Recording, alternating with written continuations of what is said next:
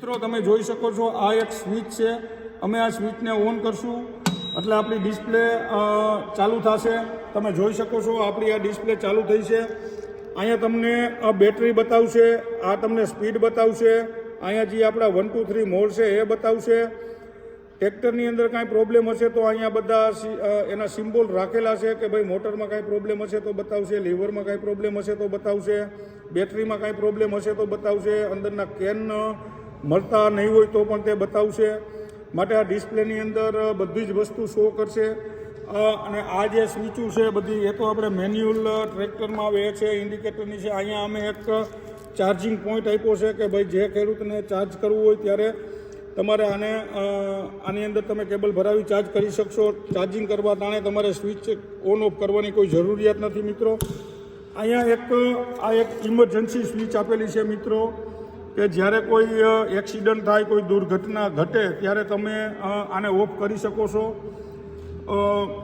હવે આપણે રહી વાત ચાર્જિંગની, તો મિત્રો અમે તમને બતાવી દઈએ કે આ પોઈન્ટ આપણે ચાર્જિંગ માટેનો આપેલો છે। અહીંથી તમે ચાર્જિંગ કરી શકશો।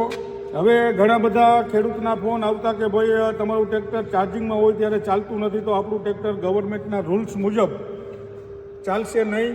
જ્યારે તમે ચાર્જમાં મૂકશો ત્યારે આપણું ટ્રેક્ટર ચાલશે નહીં, ખાલી ચાર્જ જ થશે। તો મિત્રો જે પણ લોકોને અમારા ટ્રેક્ટરની ટેસ્ટ ડ્રાઈવ લેવાની હોય છે એ લોકો અમારો કોન્ટેક્ટ કરી શકે છે। તમે જોઈ શકો છો આ એક વ્યોમ ઇલેક્ટ્રિક ટ્રેક્ટર છે, દેશનું નંબર 1 ટ્રેક્ટર છે।